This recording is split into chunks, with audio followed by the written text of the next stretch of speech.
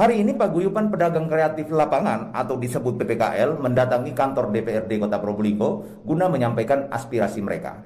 Rombongan langsung ditemui oleh Ketua Komisi 3 DPRD Kota Probolinggo, Haji Agus Rianto dan anggota. Dalam pertemuan tersebut, salah satu juru bicara Paguyuban menyampaikan bahwa pemerintah selayaknya bisa mengambil sebuah kebijakan baru guna bisa memberikan kesempatan kepada pedagang untuk bisa berjualan kembali dengan mengikuti seluruh protokol kesehatan yang diatur oleh pemerintah.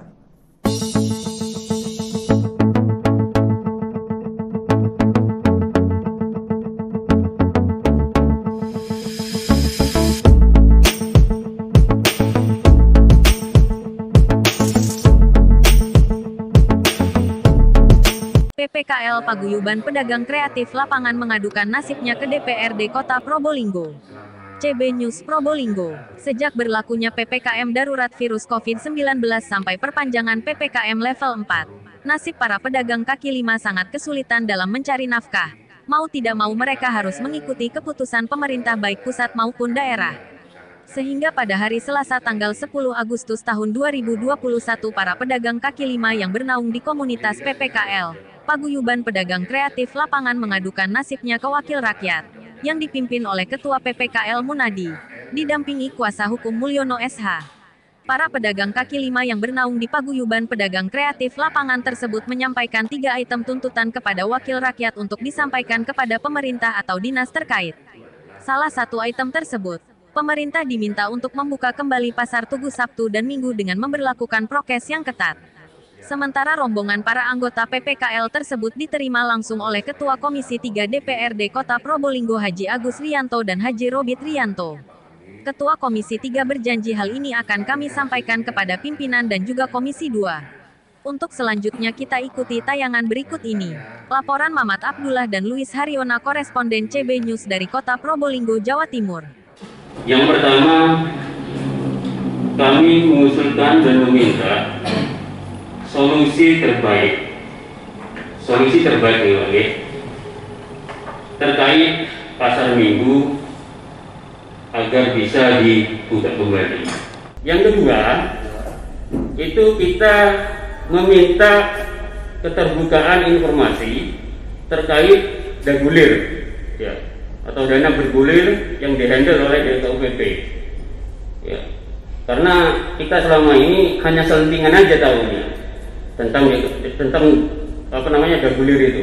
Yang ketiga tadi itu Pak yang sudah disampaikan tadi, jadi pemberian prokes secara masif kepada para PKL, gitu. Ini tetap nanti apapun saya sampaikan kepada pimpinan mendelegasikan kemana itu nanti kemudian bisa memang karena jenengan duduk di sini kamilah yang memilih, ya toh. Ya, terima kasih Pak. Kurang lebihnya mohon maaf. Wallahu muwaffiq ala aqwamit thoriq. Assalamualaikum warahmatullahi wabarakatuh. Nah, jadi ini yang disampaikan Pak Ketua tadi ini, insya Allah hand sanitizer segera, karena ini uang panjenengan semua yang harus dikelola warga masyarakat Kota Probolinggo. Mungkin itu aja sepatah dua patah kata saya. Ini matur. Mohon maaf. Assalamualaikum warahmatullahi wabarakatuh. Alhamdulillah saya senang bapak-bapak ibu PKL yang didampingi oleh Mas Mulyono ini tidak turun di jalanan.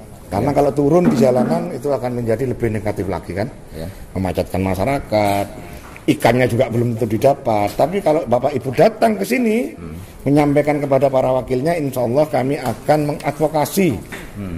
Ini nanti akan saya sampaikan kepada pimpinan hasil pertemuan ini secara lesan dulu, secara verbal dulu, nanti baru kita buatkan secara tersurat untuk disampaikan kepada pimpinan. Nah, pimpinan mendisposisikan kemana nanti tergantung bab-bab yang akan dibahas. Misalkan berkaitan dengan kesehatan, ya nanti Komisi 3. Berkaitan dengan keperindak nanti ada Komisi 2. Kalau tadi ada pelayanan hukum yang tidak sama, mungkin ada Komisi A. Tapi setidak-tidaknya nanti ini dibahas oleh Komisi 2 dan 3. Saya kira seperti itu. Baik. Setelah tadi mendengar banyak keluhan dari warga, teman-teman dari PKL, harapan Pak Agus ini seperti apa? Ya, satu, DPRD harus segera menindaklanjuti ini, memanggil pihak-pihak UPD terkait atau dinas terkait agar segera bisa direalisasikan keinginan bapak-bapak ini. Gitu Karena ya. kalau alasannya tadi masuk akal, Pak. Pasar Sabtu Minggu itu hanya 3-4 jam, paling lama 5 jam, itu pun sudah sepi. Tapi kalau pasar tradisional yang sama-sama namanya pasar, ada pembeli, ada penjual, ada take and give, tapi ya nyatanya masih ada kan begitu. Ya. Apalagi pasar baru sekarang kayak begitu. Berarti sangat dimungkinkan ya. Sangat dimungkinkan. Untuk dibuka, Yang penting ya. prokes harus tetap dijaga. Ya. Terutama penjual yang tidak pakai masker, Bu, tolong dipakai maskernya. Oke. Baik, terima kasih Pak Ketua Komisi 3. Pak Monadi ya, PKL ya. Ya. Seperti apa harapannya ini sekarang, Pak? Harapan teman-teman dari PPKL ini, terkhusus yang di Pasming, segera untuk diresmikan untuk dibuka kembali. Dibuka kembali. Yang kedua, mungkin terkait dengan stimulus, yang pembagiannya selama ini kan menurut hemat kami tidak merata. Tidak merata, itu aja.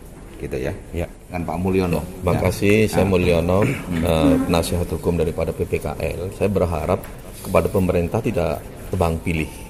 Tidak tebang pilih dalam menerapkan suatu kebijakan yang berdasarkan perpres atau apapun, tidak tebang pilih. Sehingga kalau Pasming ditutup, ya pasar tradisional harus ditutup juga. Perkantoran juga harus ditutup. Jadi bagaimana ini bisa memutus mata rantai COVID-19 sementara kebijakan tebang pilih. Contoh nih ya, Pasming itu seperti yang disampaikan tadi berapa jam sih, ya kan? Sementara aktivitas di pasar sampai detik ini pun mulai tadi pagi jam 2 sampai detik ini belum selesai. Berapa jam? Nah, COVID-19 coba kemana? Ya toh? Terus pemerintahan atau perkantoran mulai jam 8, taruhlah jam 8 sampai nanti jam 4 sore itu aktivitas. Nah, Pasming berapa lama sih? Nah, terus dagulir itu kalau memang itu untuk rakyat, sampaikanlah kepada kami. Apapun persyaratan akan kami coba untuk memenuhi. Ketiga, terpenting di sini adalah penegakan hukum. Ya toh, pemerintah sendiri yang melarang, pemerintah sendiri yang melanggar. Apa? DKUPP.